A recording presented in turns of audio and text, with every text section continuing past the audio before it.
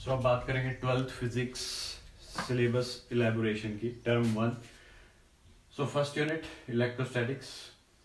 Units के बारे में हम थोड़ा सा पहले भी डिस्कस कर चुके हैं। अब चैप्टर वाइज जो सिलेबस इलेबोरेशन है उसके बारे में थोड़ा सा डिस्कस करेंगे। So electrostatics it consist of 2 chapters. First chapter is electric charges and field and second chapter is electrostatic potential and capacitance.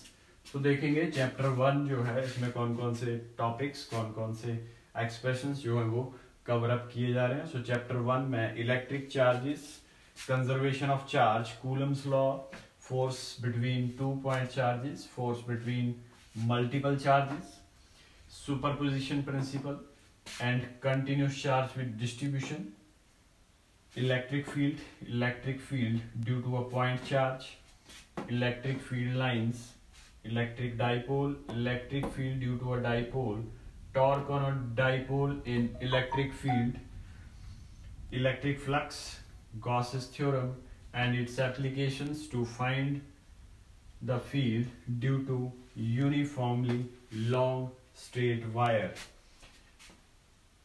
और next application uniformly charged infinite plane sheet. सिर्फ 2 ही applications जो है वो गॉस थ्योरम की यहाँ तक इस chapter में रखी गई हैं। Next chapter 2 second chapter is electrostatic potential and capacitance. So electric potential difference, electric potential due to point charges, a dipole and system of charges, equipotential surfaces, electrical potential energy of the system of 2 point charges and electric dipole in electric field. After then next dielectric and electric polarization, capacitor and capacitance, combination of series and parallel combination and capacitance of parallel plate capacitor with and without dielectric slab। और जो last topic है capacitance, electrostatic potential and capacitance में that was energy stored in the capacitor. So ये overall electrostatics को cover up इस तरह से किया गया है चैप्टर 1 और चैप्टर 2। अब कुछ जो डिलीटेड टॉपिक्स हैं उनके बारे में अलग से बताया गया है, अलग से नोटिफिकेशन जारी की गई है सीबीएसई के द्वारा। सो उसके बारे में हम फर्दर डिस्कस करेंगे। पहले जो अभी उन चैप्टर्स की डिटेल्ड एलैबोरेशन सिलेबस की हम कर रहे हैं जो टॉपिक्स हमें कवर अप करने हैं। So this is what about unit number 1। So kindly note down please.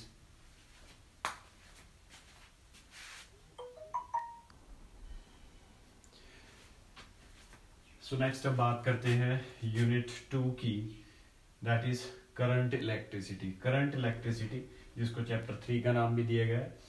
इसमें जो टॉपिक्स हैं कौन कौन से हमने कवर अप करने हैं, कौन कौन से एक्सप्रेशंस की डेरिवेशंस हैं वो ध्यान देंगे। Electric current, flow of electric charges in metal conductor, drift velocity, mobility and there relation with electric current, Ohm's law, electrical resistance, VI characteristics, linear and non-linear both के लिए, electrical energy and power, electrical resistivity and conductivity, temperature dependence of resistors, internal resistance of cell, combination of cells in series and parallel, Kirchhoff laws or its simple applications, Wheatstone bridge, meter bridge, potentiometer and its applications।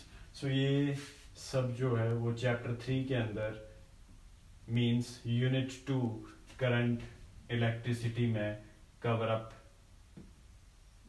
करने पड़ेंगे। So next is unit number 3।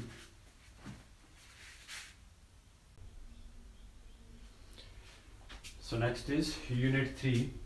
So third unit magnetic effect of current and magnetism.